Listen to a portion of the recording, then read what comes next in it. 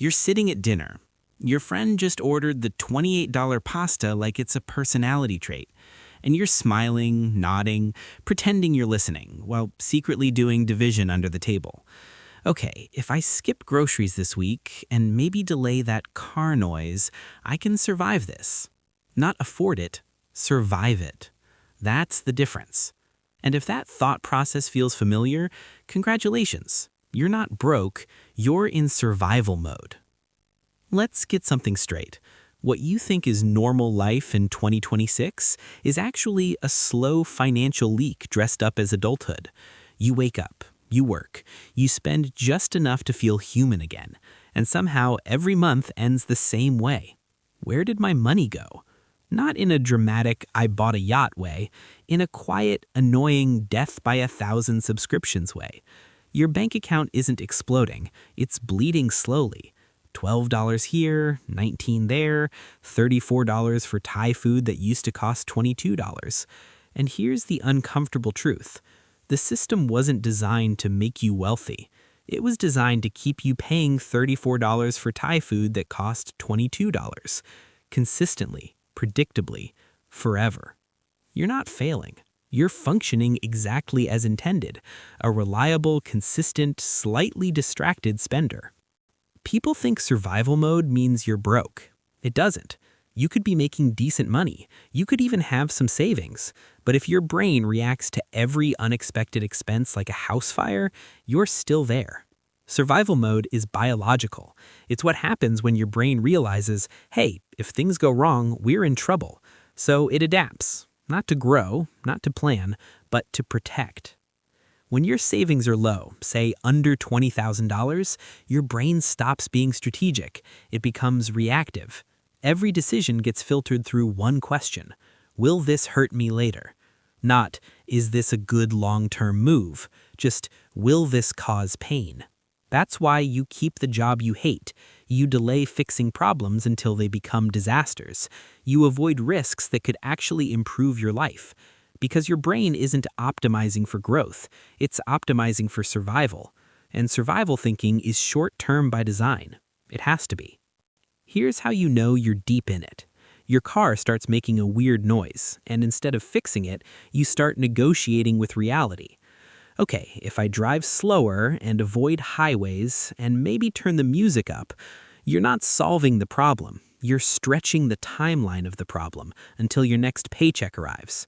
That's survival mode, where maintenance becomes optional until it becomes catastrophic. Now here's where things get interesting. There's a number, not magic, not glamorous, but real. $20,000. That's the line where something shifts. Not in your lifestyle, in your brain. Around $20K in savings, something subtle happens. Problems stop feeling like emergencies and start feeling like inconveniences. Your car breaks down? Annoying, not life-threatening. Unexpected bill? Irritating, not destabilizing.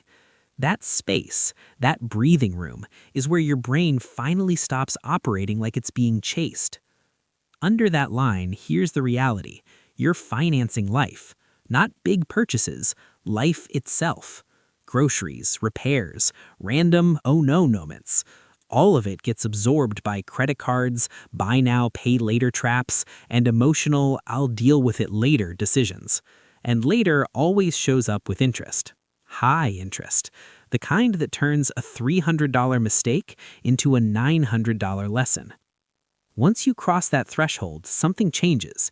Not your income, your time horizon. You stop asking, how do I survive this month? And start asking, how do I position myself for next year? That's it. That's the shift. From reactive to strategic. From panic to planning. This is where it gets uncomfortable. Because staying under $20,000, that's not just bad luck. It's heavily encouraged.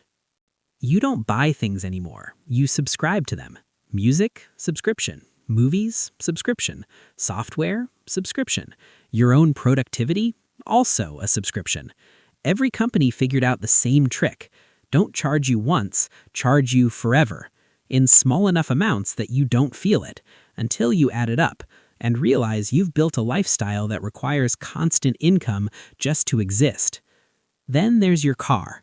Your beautiful, reliable, financially questionable car. You didn't buy it. You entered a 7-year relationship with it.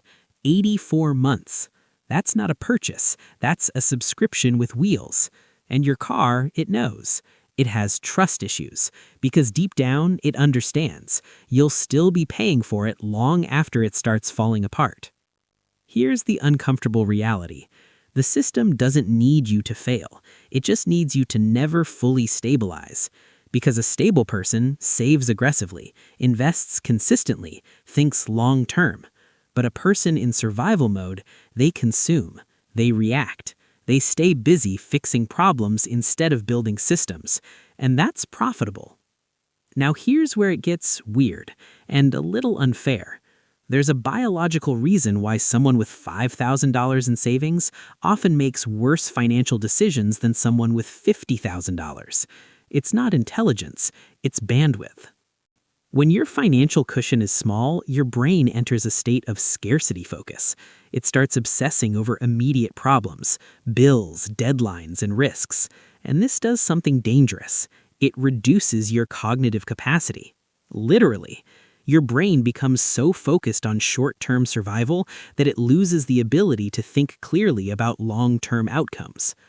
Translation: your brain is basically decorative at this point. Not because you're dumb, because it's overloaded. This is why you keep small subscriptions but stress about big investments.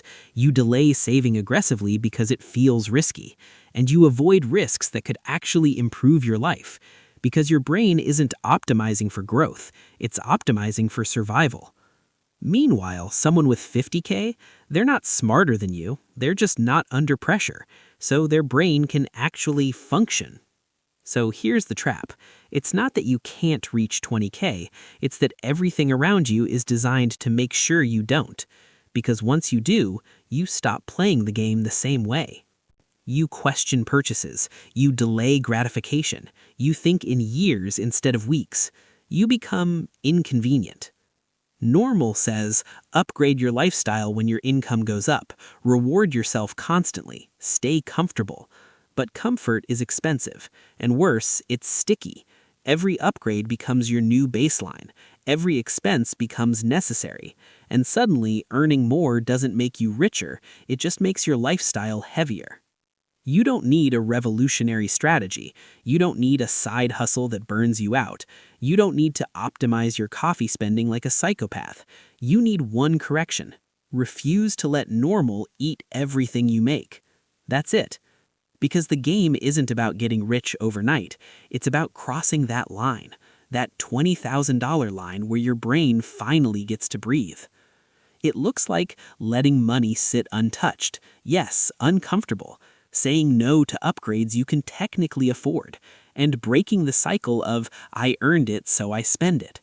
It's boring. It's repetitive. It feels like nothing is happening. But under the surface, everything is changing. Right now, you're probably not drowning. You're just treading water. Constantly. Quietly. Exhaustingly. And the worst part?